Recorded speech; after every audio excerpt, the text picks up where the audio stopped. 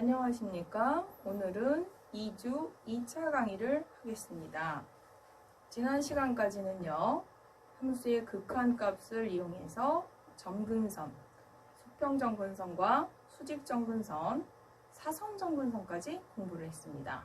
그러면 점근선이라고 하는 건 다 수평, 수직, 사선처럼 직선만 있느냐, 곡선에 대한 점근선은 없느냐 한번 생각해 볼 필요가 있겠죠? 그럼 오늘 곡선에 대한 점근선을 한번 생각해 보겠습니다. 지난 시간에 우리가 마지막 사선점근선 공부한 게 이렇게 두 함수를 간단한 거 더해서 얘가 사선점근선인 걸 확인했습니다. 그러면 이 직선 사선점근선 갖는 걸 곡선으로 한번 생각을 하기 위해서 x 대신에 2x를 한번 바꿔봐서 대입해 보겠습니다. 그러면 이 함수, 이걸 fx라고 할까요? 이 함수는 점근선 입장에서 봤을 때 x를 무한대로 보냈을 때 f 함수의 극한값 그냥 줄이지 않고 다 쓰겠습니다. 그러면 얘는 무한대로 가고 얘는 0으로 가기 때문에 무한대라고 나와요. 그러면 점근선 의미에서는 점근선이 존재하지 않죠.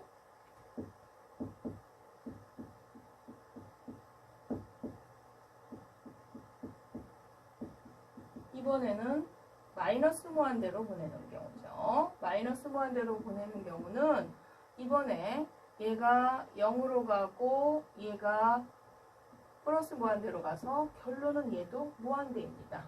그래서 여전히 점근선은 존재하지 않습니다. 그럼에도 불구하고 얘네 둘을 더하면 어떤 상태가 되냐면 각각의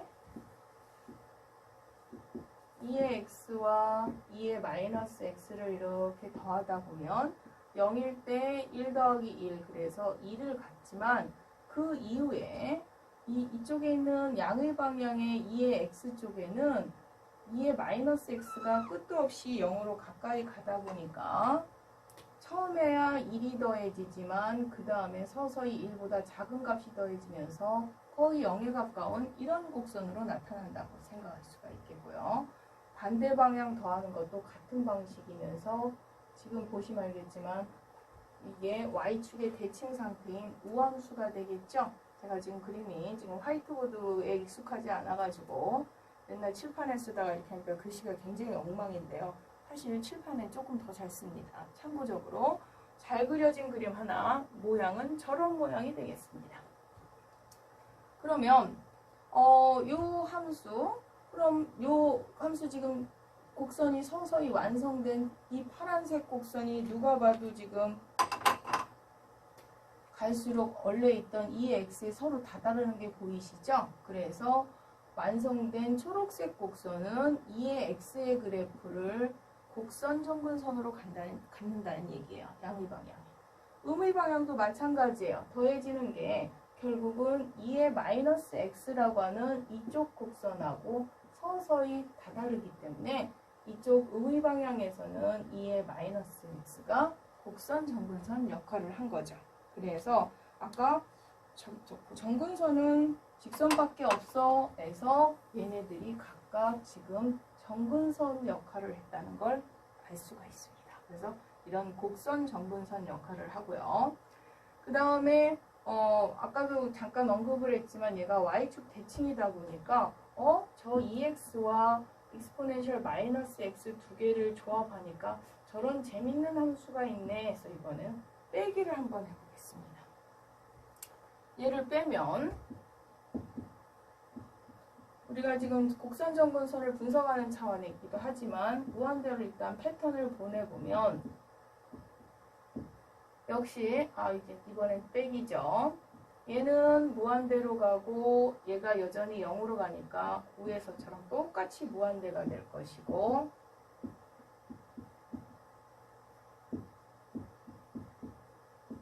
마이너스 무한대로 가면 이번엔 이쪽이 0으로 가면서 이쪽이 플러스 무한대인데 앞에 보가 이번에는 마이너스가 붙어 있어서 마이너스 무한대로 간다는 걸 알 수 있습니다. 그러면 뭐 정근선 입장에서는 수평이나 수직 정근선은 없는데요. 그림을 그려보면 곡선 정근선이 어떻게 나타나는가 확인을 해보면요.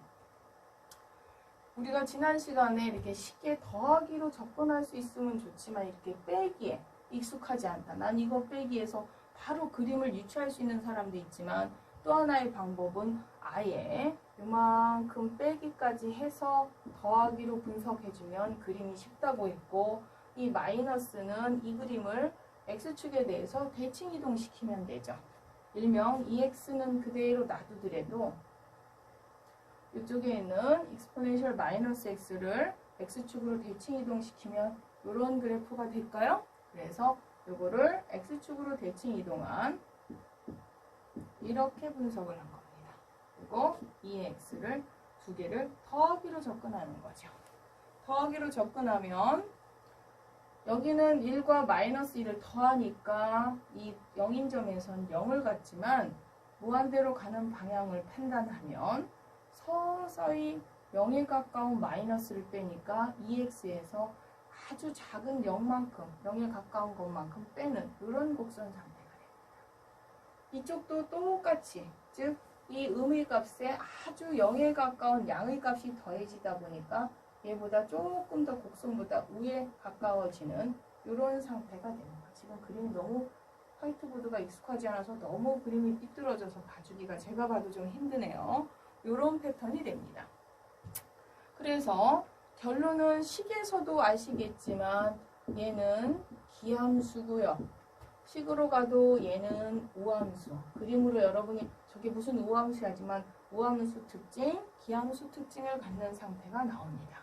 그래서 우리는 이 두 개의 EX와 exponential 마이너스 X를 더하고 빼보니까 두 개의 쌍곡선을, 곡선 두 개를 더하다 보니까 수학에서 자주 나오는 우함수와 기함수의 특징을 나오는 걸 가지고 상수 조절을 한번 더 해봤습니다. 여기 0일 때 애처럼 0이면 좋겠는데 얘는 너무 좀 불편해서 얘를 갖다가 2로 나눴어요. 그래서 2로 나눠서 2로 나눈 상태, 곡선이 이렇게 내려오겠죠. 그 그림이 저기 옆에 지금 그림 띄어져 있죠. 참조 그림. 저 그림처럼 여기를 2분의 1배에서 이렇게 만든 상태의 그림이 저 완성된 그림이 됩니다. 그러면 여기에 2분의 1배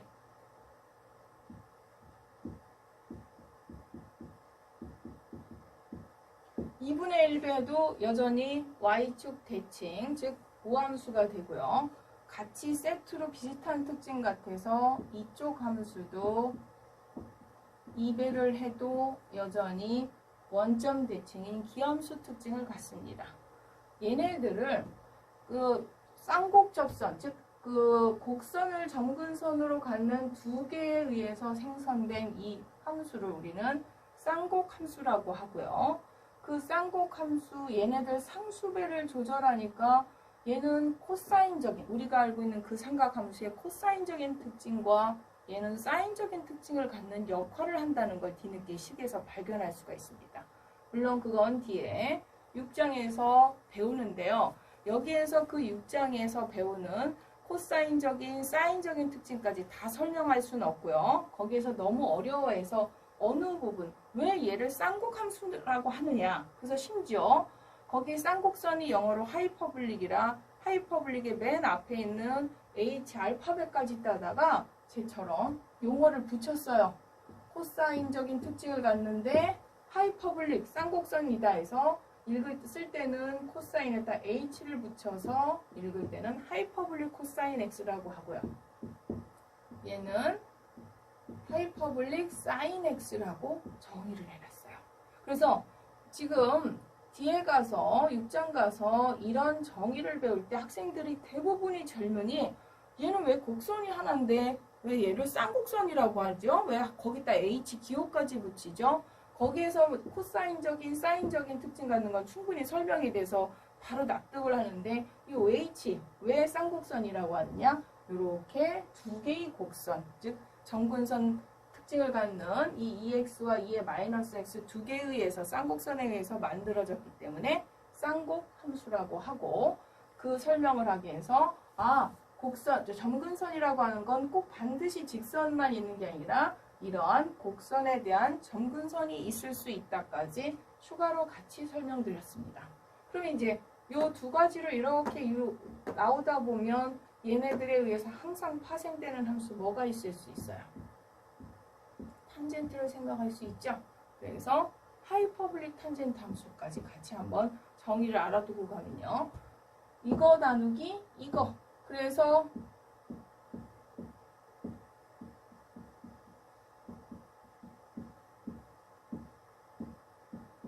이건데 이거 매번 지우기 귀찮아서 이거분의 이거가 바로 하이퍼블릭 탄젠트 x고요.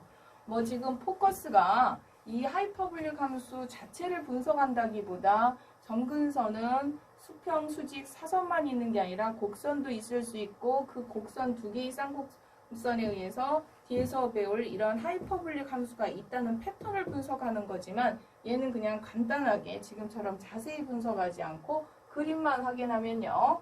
요 그림이 그래서 아까 말했듯이 2가 1로 내려오는 요 상태의 그림이 그 유명한 하이퍼블릭 코사인 x고요. 그러다 보니까 저기에선 이렇게 끊어서 처음부터 2분의 1배를 해서 더했죠. 그 다음 밑에 그림이 하이퍼블릭 사인 x. 쟤도 마찬가지요. 바로 그냥 하이퍼블릭 사인을 설명하기 위한 것처럼 2분의 1배 시킨 거고요. 그 밑에 그림이 하이퍼블릭 탄젠트 그림인데요. 얘는 뭐 보시면 알겠지만 수평점근선 무한대로 보내면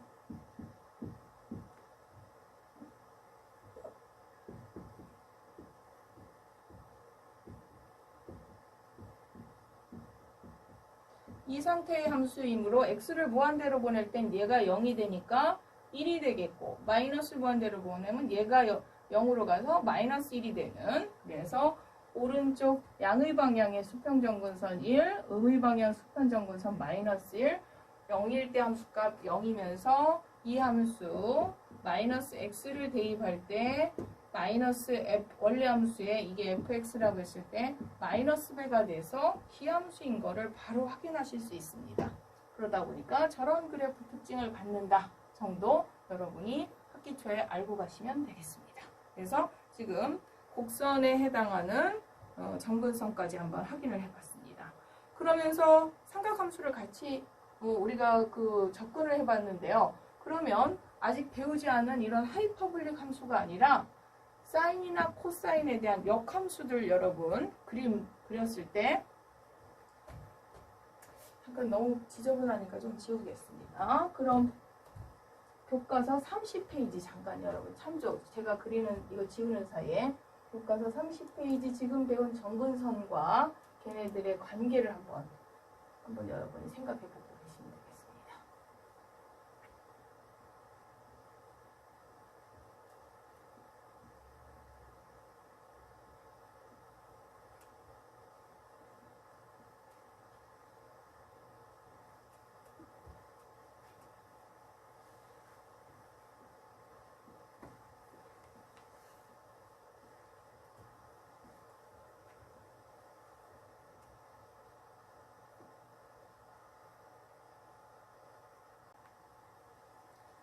그러면 지금 30페이지가 0챕터인데 찾으셨습니까? 네, 지금 여기 그림이 띄워져 있습니다. 시컨트 함수. 아시는 분 뭐 아는데 뭐 저 그림을 왜 다시 설명하냐 하시는 분도 있지만 또 뒤에서 아직도 시컨트에 익숙하지 않은 분을 위해서 지금 배운 극한을 이용한 점근선으로 간단하게 그래프 패턴으로 간단하게 저 그림 한번 확인하면요. 시간 관계상 그냥 여기에다 직접 설명할까요? 여기에다가 지금 다 같이 파란색이니까 원래 sin x는 여기 0에서부터 파이 2분의 파이까지 1에서부터 이렇게 갔죠. 그 다음에 여기는 이렇게 갔고 지금 이렇게 지금 높이를 일부러 좀 코사인 같이 안 보이지만 이렇게 맞춘 거예요. 그러면 코사인 함수의 역수함수인 지금처럼 시컨트 x를 분석하려고 하면 원래의 코사인과 서로 역수관계니까 2분의 파이보다 작은 오른쪽에서 접근했을 때 분모가 양의 0으로 오니까 분자는 어디로 가냐면 플러스 무한대로 가요. 굳이 식을 안 써도 될 것 같지만 한번 그래도 처음이니까 확인을 해주면요. 이렇게 갔을 때 시컨트 x값, 즉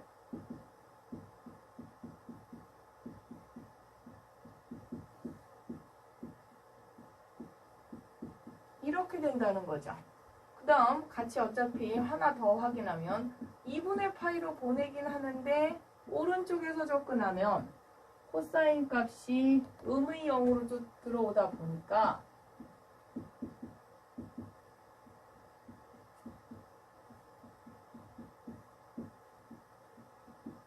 음의 0분의 1이면 그냥 무한대가 아니라 마이너스 무한대. 이게 이쪽으로 가고 얘는 음의 0으로 간다 보니까 이렇게 도가 달라지는 거죠. 그래서 세밀하게 분석하면 이러다 보니 2분의 파일 때 시컨트는 아까도 얘기했지만 우에서 양의 0으로 양의 무한대로 가고요. 2분의 파이의 우극한으로 가면 마이너스 무한대로 가는 걸 알 수가 있습니다. 그러면서 0일 때 함수값 1이었던 거의 역수는 그대로 1을 가질 것이고 파이일 때 마이너스 1이었던 건 그대로 역수를 해도 마이너스 1.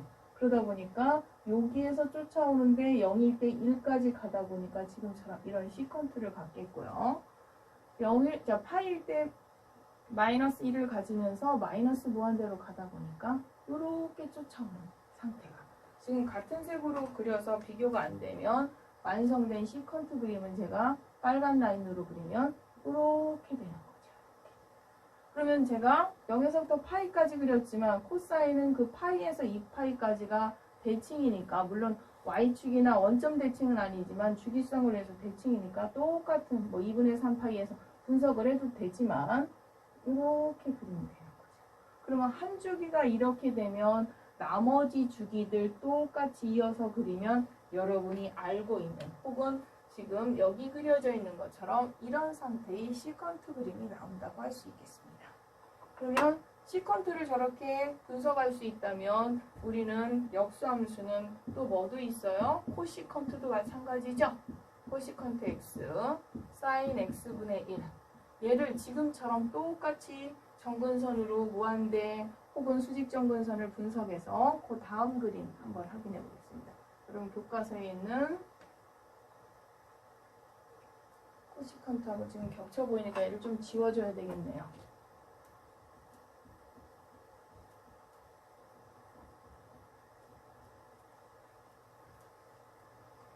그래서 얘도 아까 사인 제가 코사인 역수로 분석하듯이 이번에는 사인을 이렇게 해서 분석을 해서 여기로 갈 때 그 다음에 이쪽으로 갈 때 이렇게 분석하고 이쪽과 분석을 하면 이게 코시컨트 그림이 되겠고요. 똑같은 논리로 탄젠트 역수함수 뭐가 있습니까? 코트 함수 있죠? 코트 함수도 똑같이 지금 분석하듯이 극한을 이용한 정근선으로 그래프 개형을 판단해도 이렇게 된다는 걸 아실 수 있습니다. 그래서 그냥 시컨트 그림은 이렇대, 코시컨트 그림은 이렇대, 탄젠트 그림은 이렇대 하고서 뜻을 모르고 자꾸 외우려고 하다 보면 특히 그 수직 정근선 갖는 걸 자꾸 헷갈려 하시는 분도 있고 그 주기가 왔다 갔다 하시는 분도 있고 하니까 한 번쯤 지금 배웠던 극한의 정근선으로 이런 논리로 그래서 이렇게 그래프가 되겠구나 하고 이해를 하고 넘어가시는 게 좋겠습니다. 그래서 앞에 영장에 있는 삼각함수의 역수 삼각함수에 대한 그래프까지 확인을 했습니다. 그 다음에 3장에서 우리가 이제 웬만한 극한은 다 구했는데요. 조금 우리 교과서에 언급은 돼 있지 않지만 하나의 기법을 알려주고 싶어서 아주 간단한 예를 하나 생각해 봤는데요. 사실은 이 문제는 제가 지금 푸는 방법이 아닌 다른 방법으로 효과적으로 풀 수 있는데 무슨 방법을 좀 설명해 주고 싶었냐면 이 함수의 극한을 구하려고 한다. 근데 지금 뭔가 지수함수에서 밑과 지수가 굉장히 복잡해서 내가 분석하기 힘들다는 설정이 돼야 됩니다. 물론 얘는 그닥 그렇게 많이 복잡하지 않은데 그 기법을 설명하려고 가장 간단한 걸로 갖고 왔고요. 참고적으로 이 문제는 지금 제가 푸는 로그를 취해서 하는 극한 방법 말고 다른 방법으로 더 빨리 쉽게 풀 수도 있는데 너무 복잡한 예를 갖고 오면 그 기법이 잘 안 보일까봐 아주 간단한 유형의 로그를 취하는 방법을 적용한다면 하는 그 기법을 설명드리려고 합니다. 그리고 이제 궁금한 건 예의 극한이에요. 근데 처음 하는 이 함수가 너무 제 수준에 복잡하다고 생각하고 지수의 밑과 지수 쟤네들 해결이 잘 안 되는 함수라고 생각을 해보시면 얘네들을 좀 어떻게 정리해서 서로 분리해서 식을 쉽게 분석하려면 아까도 얘기했지만 양변에 로그를 취하는 기법이 있습니다. 그러면 처음에 f의 극한을 구하고 싶지만 필요에 의해서 얘네들을 좀 분리하고 싶어서 ln 취하면 이 식은 이렇게 되고요. 일단 요거의 극한을 먼저 구할 겁니다. 그러면 얘 이렇게 극한을 구하려고 보니까 분모가 어디로 가냐면 무한대로 가고 분자도 무한대로 가는 일단 판단하기 힘든 부정형이 되는데 이 단계에서 그 다음 단계 어떻게 풀 것이냐. 사실은 지난번에 로피탈 꼴을 확인할 때 0분의 0꼴만 확인했지만 그 페이지 다음에 보시면 똑같은 논리로 지금처럼 무한대분의 무한대로 갈 때도 로피탈의 정리를 쓸 수가 있습니다. 그래서 공식 방법은 똑같습니다. 그래서 각각을 미분하는 방법. 그래서 리미트 각각 미분해서 이렇게 되죠.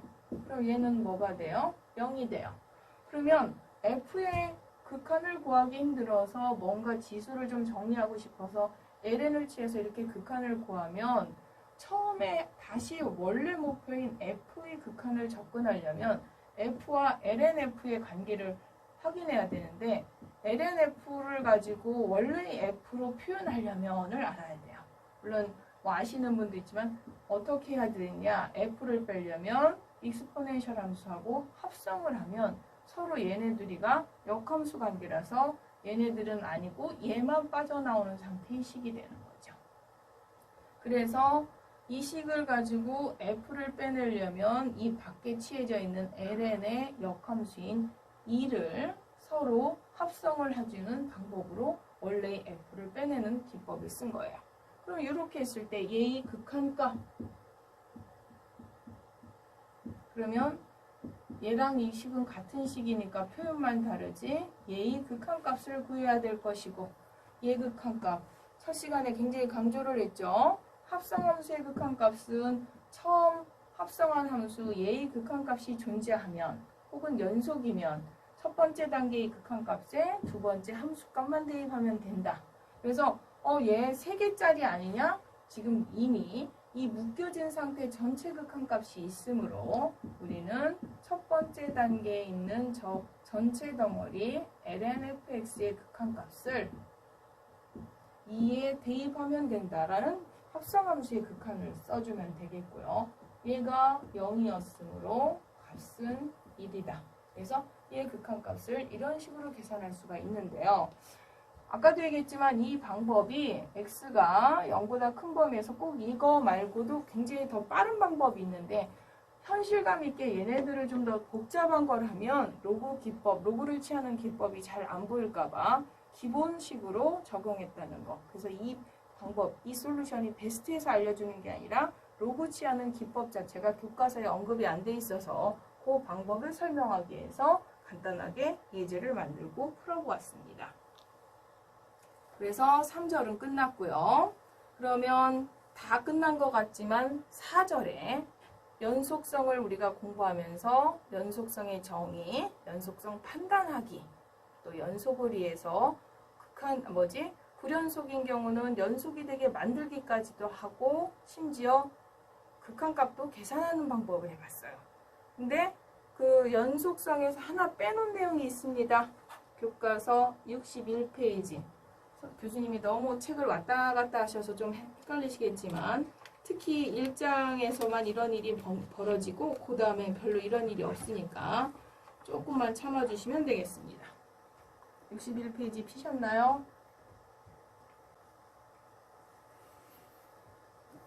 61페이지 피셨습니까? 네. 거기 보면 이렇게 중간값 정리라는 게 있어요.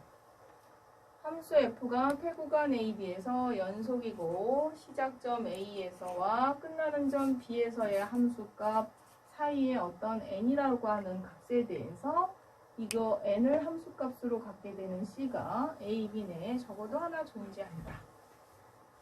그래서 중간값 정리라고는 했는데 정리 혹은 또 여러분이 익숙한 말로 공식, 어느 부분이 공식인지 잘 몰라 합니다. 학생들이. 여러분이 생각하는 공식 뭐에 익숙하냐면 수식과 기호로 굉장히 현란하게 돼 있는 식들만 공식으로 생각하지, 얘가 어느 부분이 공식인지 학생들이 굉장히 답답해하고 이것도 공식이야 하고서 굉장히 자세히 설명하면 더더욱 힘들어합니다. 근데 쟤는 요거 한꺼번에 그 응용 문제로 가기 전에 요 밑에 있는 다른 정리 한번 같이 이어서 설명을 하면요. 아까 저 조건에서 얘는 폐구간 AB에서 연속이고 시작점과 끝나는 점, 지금 여기가 지금 오타가 있는데요. 그냥 B가 아니라 FB입니다. 양 끝점의 함수값이 음이면 FC는 0인 점, 즉 함수값이 0이 되는 C라는 점이 A, B 사이에 적어도 하나 존재한다. 이렇게 다른 정리라고 했는데 아직도 얘와 얘의 연관관계를 잘 모르실 수도 있어요. 그러면 얘를 좀 명확하게 이해하려면 그 밑에 있는 교과서 그림을 같이 보시면 아까도 얘기했지만 AB 구간에서 연속이에요. AB 구간에서.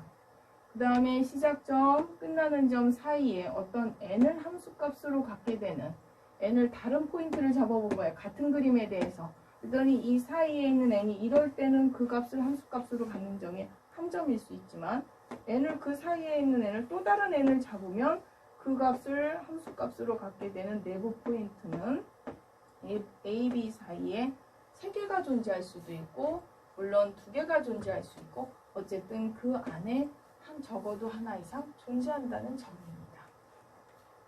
참고적으로 이렇게 3개까지만 있지만 사인이나 코사인 같은 경우는 무수히 많을 수도 있고요. 그럼 그 다음 페이지로 넘어갑시다. 그러면 아까 그림은 중간값 정리 그림이었다면 이 그림은 그 밑에 있는 다른 정리에 해당하는 여전히 폐구간 안에서 연속이고 시작점하고 끝나는 점 부호가 다른 상태예요. 그러면 그 서로 다른 부호를 갖는데 요 사이에 부호가 다르다 보니까 중간값에 해당하는 n이 0이라는 값을 중간값으로 선택해 줄 수가 있죠. 그래서 0을 함수값으로 갖는 x가 A, B 상에 존재한다는 게 아까 그 다른 정리였던 거예요. 그러면 중간값 n, 즉 0을 함수값으로 갖는 점 하면 그 함수값이 0인 점은 우리는 뭐라고 분석할 수 있어요? 방정식의 근이라고 생각할 수 있고 방정식의 근이 저 범위 안에 적어도 하나 이상 존재한다로서 근에 대한 존재성을 확인할 수 있다는 얘기죠. 그럼 이제 다른 정리까지 해서 정리를 어느 정도 이해는 했어요. 그래도 사실 아직 학생들은 잘 납득이 안 됩니다. 그러면 바로 또 여러분이 많이도 봐왔을 만한 예제 7번으로 한번 설명을 해보면요. 이 방정식의 근이 0과 2분의 파이 사이에 존재함을 보여라. 많이 풀어보셨을 거예요, 아마. 그래서 아까처럼 이 주어진 구간에서 당연히 연속 얘기는 이제 식만 봐도 아실 거니까 확인 안 해도 될 거고요. 연속이고 양 끝점에서 부호를 판단하니까 서로 부호가 달라서 중간값 정리에 의한 따름 정리에 의해서 0을 함수값으로 갖는 점이 이 사이 안에 존재하므로 이 방정식의 근이 존재한다. 사실 저것도 거의 이제 너무 많이 풀다 보니까 여러분이 공식처럼 이제 그래 중간값 정리해서 이렇게 된대 라고 거의 외웠을 만한 수준의 문제인데요. 이건 그렇게 그냥 대충 푼다기보다 조금 더 의미를 새기면서 한번 생각을 해보면 저 문제는 즉 지금 저기에서 코사인 x 마이너스 x는 0이다라는 이 방정식을 원래는 어디에서 왔다고 보시면 되냐면 이 방정식을 생각하려고 했던 거예요. 그래서 코사인 x하고 y는 x하고 물론 이쪽도 지금 이렇게 가겠지만 만나는 교점을 찾고 싶었던 거예요. 코사인 x와 x가 같아지는 이 교점. 누가 봐도 직관적으로 여기 2분의 파이와 0 사이에 있을 것 같아요. 그러다 보니 이 방정식, 즉 얘의 근을 요 범위 안에 있겠구나. 0에서 2분의 파이 안에 있겠구나 해서 그러면 이 방정식을 함수로 대입해서 중간값 정리를 쓰려고 하다 보니까 이런 방정식으로 잡아서 이 fx에 대해서 연속이고 양끝점의 부호 판단하니까 달라서 저렇게 된다로 마무리를 했던 거죠. 그래서 요거까지 다 이해가 됐다라고 생각하실 수 있는데요. 사실은 그러면 뭐 0에서 2분의 파이 사이에 근 존재하는 게 그렇게 중요한가? 뭐 사실 근을 딱 구한 것도 아닌데 라고 해서 여전히 뭐 그 중간값 정리에 대해서 시큰둥하실 수가 있는데요. 저 구간만 조금 더 클로즈업해서 생각하면요. 요 구간 안에 지금 저 연속성 때문에 근이 있는 걸 알았어요. 그러면 미국 학생들은 이 정리를 보고 어떻게 분석을 했냐면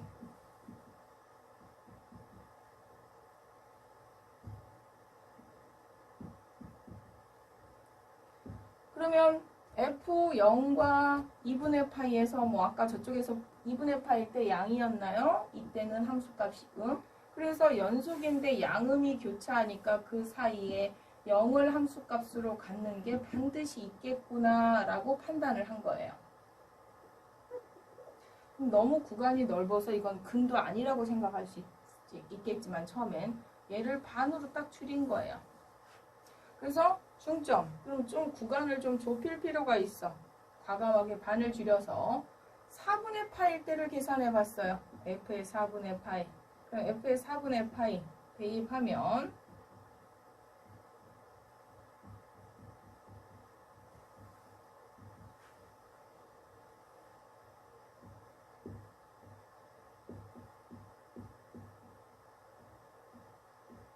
얘 부호가 뭐가 돼요?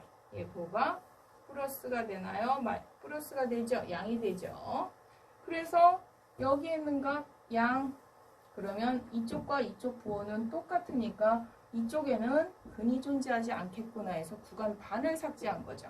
그럼 요 구간 아까보다 많이 나아졌어요. 그래서 똑같은 방식으로 반 줄이면서 부호 판단해서 근을 줄여서 그래 나는 얘의 근이 예를 들어서 뭐 0.731 어쩌고 저쩌고면 허용하는 오차가 예를 들어서 10의 4제곱 마이너스 6제곱 그 범위 안에 있는 오차 안까지는 내가 값을 틀려도 혹은 마이너스 4제곱까지는 뭐 용서해 줄 수 있어 허용해 줄 수 있어 하면 그 간격까지 안의 구간으로 잘라서 구하는 방법으로 이 근을 구했습니다.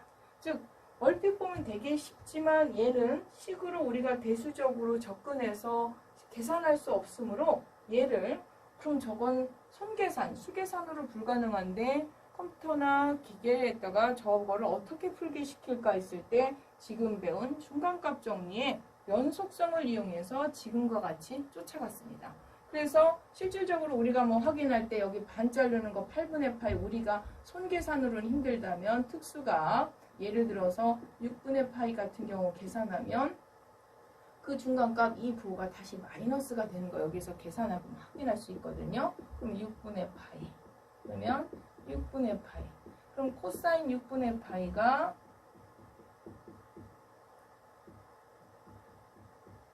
2분의 루트 2분의 루트 3이죠. 그래서 얘 음으로 빠집니다. 그래서 돼서 요 사이 안에 사실 근이 있고요.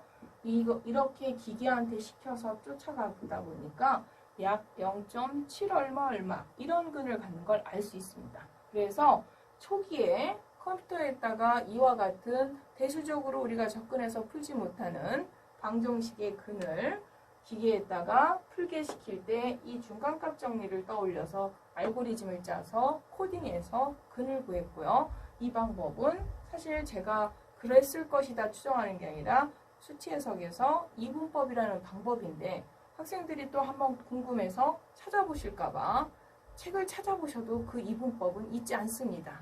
너무 오래돼서 지금은 고서에나 있을 만한 그러한 정리지만 제가 그렇게 최근 트렌드에도 맞지 않는 옛날 얘기를 왜 지금 여기에서 하느냐, 무엇 때문에 이 정리를 이렇게 열심히 설명하느냐. 아까도 얘기했지만 공대 학생들은 기호나 수식만 많은 식을 공식처럼 받아들이고 이와 같이 서술적으로 표현된 중간값 정리들은 별로 이해하고 싶어 하지 않아요. 공식으로 받아들여가지고 싶어 하지 않는데 그 공식의 뜻을 정확하게 이해하고 개념을 파악하면 굉장히 다양한 곳에 응용할 수도 있으므로 공식이라고 하는 건 꼭 기호로만 의미를 파악하는 게 아니라 뜻을 이해하고 개념을 정확하게 파악하시면 많은 데 활용할 수 있다라는 여러분한테 공식을 바라보는 새로운 관점을 한번 파악해주고 싶어서 이 공식 설명을 이렇게 여러 가지 각도에서 설명을 했고요. 참고적으로 제가 시간이 없어서 더 많은 예는 하긴 좀 그렇고요. 같은 논리로 탄젠트 x는 x다 라는 것도 한번 생각해 볼 수 있겠죠. 얘는 계산은 하지 않고 그림으로만 간단하게 그럼 시간상 확인하고 넘어가겠습니다. 참고 그림.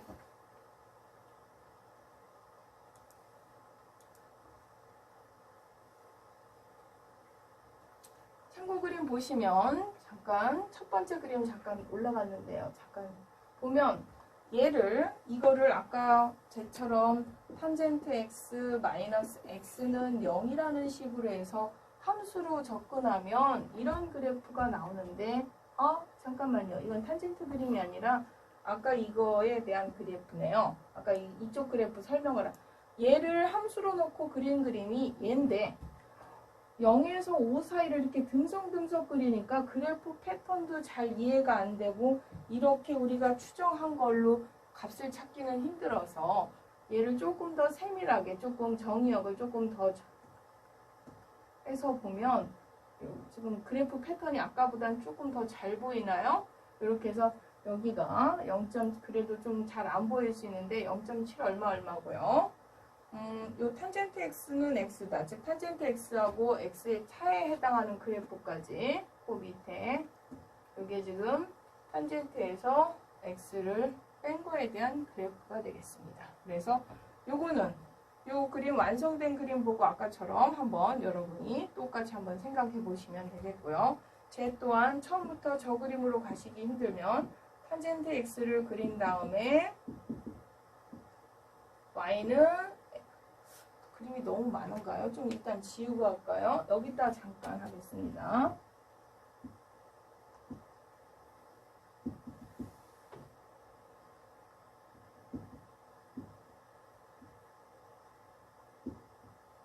(4분의) 파이일 때 얘가 1이지만 x는 4분의 파이 그 밑을 지나는 이런 직선 이렇게 되겠죠. 그러면 우리는 언젠가 여기서만 만나는 게 아니라 주기적으로 그 다음에도 쭉쭉 이쪽에도 이렇게 쭉쭉 만나겠죠. 근데 이제 이렇게 그림으로 해서 우리가 컴퓨터로 프로그램을 돌릴 게 아니기 때문에 아까도 얘기했지만 이런 관점으로 해서 중간값 정도 실질적으로 탄젠트 함수하고 x를 뺀 함수의 그래프로 이런 0을 갖는 이런 포인트로 나오게 되겠습니다. 이렇게 여기 있는 이 값들 얘가 지금 얘가 되겠고요. 원점에서 만나는 거 반대쪽에서 만나는 게 저런 그림이 되겠습니다. 그래서 탄젠트 x하고 x도 중간값 정리를 한번 확인해 보시면 되겠고요. 그래서 우리가 4장의 본문 내용은 다 4절에 본문 내용은 다 끝났습니다. 그러면 4절을 마치면서 연습 문제 한번 교과서 연습 문제 6번 한번 같이 생각을 해볼 필요가 있는데요. 일단 지우고 하겠습니다.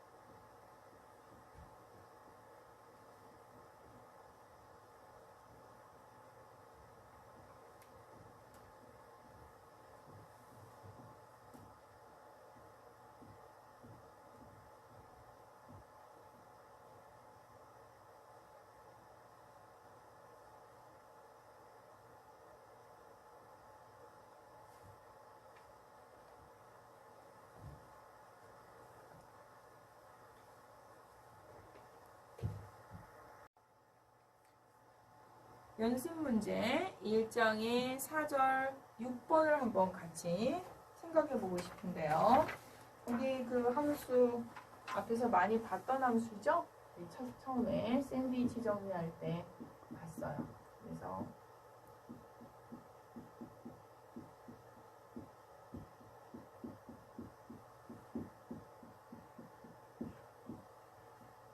A라고 했어요. 이게 연속이 되기 위해서는 F0의 함수값 A를 얼마로 정해주면 좋겠느냐, 뭐 이런 문제죠. 그러면 이 문제는 이 그래프도 익숙하고 해서 요거보다 이건 여러분이 푸시고요. 저는 문제를 쟤를 바꾸겠습니다. x를 빼서 sin x분의 1로 조금 함수를 좀 더 간단하게 하나 생각해 보고요. 이거 너무 간단한 거 아니냐 할까봐 조금 더 수준을 또 하나 높여서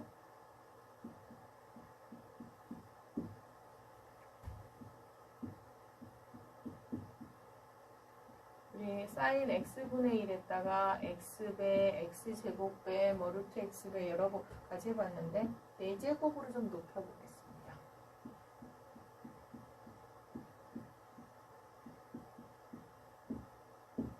그러면 연속으로 다시 돌아왔는데요. 마무리는 연속이 되게 하려면, 즉 h 함수가 0에서 연속이 되게 하려면 일단 얘가 0일 때 이쪽 파트에서는 함수값 자체가 없어요. 그래서 0에서 뭔가 함수값을 정해주고 싶은 거죠. 그럴 때 나머지 0을 제외한 부분에서는 이미 연속인 건 아실 거고요. 그러면 0에서 불연속점인 얘를 연속이 되게 하려면 h 0일 때의 함수값은 x를 0으로 보냈을 때의 함수의 극한값으로 정해주면 연속이 된다고 그랬었죠? 네, 극한값하고 그 점에서 함수값이 일치해야 연속이 된다고 했으므로 이 극한값을 계산해야 되는데 쟤는 앞에서 사실은 교과서에서는 샌드위치 정리로 접근을 했어요. 근데 우리는 마지막에 샌드위치 정리 말고 그래프의 여러 가지 유형을 같이 공부했습니다. 그럼 얘도 어떤 패턴인지, 심지어 우리 어젠가 x의 4제곱도 분석을 했었죠. 그러다 보니까 그래프 패턴이 어떻게 되는지 아실 것이고 극한값은 0. 사실은 이제 저는 공부를 여러분이랑 같이 했다는 가정하에서 답을 뺐지만 실질적으로는 교과서처럼 이 가정을 이렇게 바로 빼시는 게 아니라 샌드위치 정리를 활용해서 보여주셔야 돼요. 그래서 얘가 0이므로 0일 때의 함수값을 a를 얼마로 정해야 되느냐? 0으로 정해야 된다가 되겠죠. 그러면 이제 문제 바꾼 요 유형 훨씬 복잡했지만 샌드위치 정리해서 쉽게 이용했고요. 여기도 마찬가지예요. 그럼 같은 논리로 g가 0에서 함수값이 없는데 연속이 되게 하려면 0으로 보냈을 때의 극한값을 0에서의 함수값으로 잡아주면 되죠. 그래서 이 극한값을 구하려고 딱 보니까 우리 이 그림 배웠어요. 0 주변에서 어떤 일이 있었냐면 플러스 마이너스 1에서부터 0까지 수없이 굉장히 촘촘하게 왔다 갔다 하지만 절대 네버엔딩 어떤 하나의 수렴값을 갖지 않고 계속 진동 발산하죠. 그래서 얘는 극한값 자체가 존재하지 않습니다. 그래서 뭔가 이 값 수렴값이 있어야 불연속이라도 연속으로 메꿔놓을 수 있는데 얘는 연속 자체를 만들 수가 없는 상태의 함수인 걸 알 수 있습니다. 그래서 우리가 비슷한 유형 바꿔서 여러 가지로 분석을 한번 해보았습니다. 그래서 연속 문제까지 마무리로 풀었고요. 뭐 이런 연속성에 관한 조금 특이한 예라고 할까요? 그 특이한 예 하나만 더 해보면요. 뭐 x가 유리수일 때 함수값을 0, x가 무리수일 때는 1, 예를 들어서 이렇게 함수를 정해주면요. 얘는 저런 함수도 있어? 뭐 그럴 수도 있지 라고 생각할 수 있지만 지금처럼 연속과 극한의 관점에서 봤을 때는 얘는 그 범위 안에 있는 모든 x, 뭐 예를 들어서 실수 전체 구간일 수도 있지만 x를 뭐 딱 잘라서 가장 기본적인 0에서 1까지를 자른다 하더라도 저 범위 안에 있는 모든 실수 x에 대해서 끝도 없이 불연속이에요. 그러다 보니까 불연속 그 점에 있는 모든 x들에 대해서 극한값도 존재하지 않는 굉장히 독특한 예가 되겠죠. 그래서 그 독특한 불연속점을 갖는 예까지 한번 확인해 봤고요. 마지막은 독일 수학자 디리클레가 만들어서 함수 이름까지는 있는데 공대 학생들 관점에서 봤을 때 저거 함수 맞아? 이럴 만한 함수이기는 하나 불연속성에 대한 독특한 예라서 한번 같이 확인해 보았습니다. 그래서 1장의 내용 다 공부를 마쳤는데요. 1장을 너무 광범위하게 하다 보니까 더군다나 여러분이 지금 제가 1장에서 1절하다, 4절하다, 2절하다, 3절하다, 4절하다 왔다 갔다 했습니다. 저도 아는데요. 그렇게 했을 때 조금 이해가 제 생각에 잘 될 거라고 생각해서 그렇게 하긴 했으나 내용을 조금 무슨 내용을 배웠나 이렇게 간단하게 정리를 해드리면 1장에서는 그래프를 가지고 극한을 구할 수 있는 직관적인 방법으로 접근을 했다면 3절에서는 뭐를 했냐면 거꾸로 극한을 가지고 굉장히 예측하지 못하는 함수들에 대한 그래프 패턴을 분석했어요. 즉 1장과 3장은 1장은 이미 쉬운 그래프 알고 있는 거에서의 극한을 구했다면 3장에서는 거꾸로 함수들이 너무 어려웠을 때 그래프 패턴을 분석하지 못할 때 예측하지 못할 때 극한값을 가지고 정근선이라든지 이런 걸로 패턴을 분석해서 서로 극한과 그래프의 관계를 볼 수 있었고요. 4절에서는 연속성을 또 강조했죠. 연속은 저 연속을 저렇게까지 열심히 분석을 해야 돼? 특히 마지막 이렇게 이런 예까지 막 해야 돼 하는 생각이 들 수 있는데요. 연속은 수학적인 측면에서도 중요하고 공학적인 측면에서도 중요한데 제가 볼 때 수학적인 측면에서는 함수의 어떤 관련된 공식, 정리들이 대부분은 연속이 돼야 된다는 전제 조건이 되어 있어요. 그러면 어떤 함수에 관련된 공식 굉장히 좋은 게 있어서 쓰고 싶은데 연속인지 아닌지 판단도 안 하고 이 공식 굉장히 효율적이고 빠를 것 같아 한다고 바로 계산할 수 있는 게 아니라 연속일 경우만 쓸 수 있기 때문에 불연속일 경우는 적용해도 적용이 되지 않습니다. 그래서 우리가 효과적이고 좋은 공식을 쓰고 싶을 때 연속을 먼저 확인해야 되기 때문에 그만큼 수학적으로 연속성 확인이 중요하고요. 공학적인 시각에서 봤을 땐 또 이런 관점이 있죠. 지난번 앞에서 처음 극한에서도 보면 직선하고 똑같은데 점이 빠진다. 아니면 유리함수하고 똑같은데 유리함수 중에서 이런 점이 하나 빠진다. 이런 그래프들이 있어요. 수학적으로 분석하면 누가 봐도 그 점에 함수값도 없고 정의되어 있지 않는데 거기에서 실질적으로 컴퓨터로 그림을 그리면 얘가 이렇게 매끄럽게 이어져 있거든요.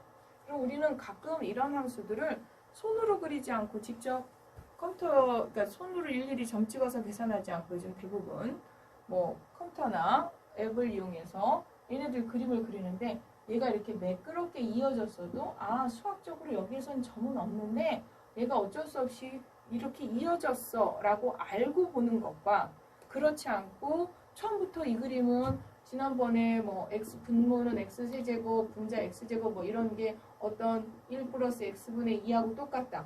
이거하고 정말 똑같은 함수이냐? 실질적으로 같은 함수는 아니거든요. 그런데도 같은 그림으로 나올 때 학생들이 이런 어떤 세밀한 차이를 알면서 그래서 얘는 이어져 그려졌구나 라는 거를 다 아시고 그래서 공학적으로 이렇게 구멍이 뚫려 있는데 이렇게 시스템이 가다가 그래프를 그리다 딱 멈춰요.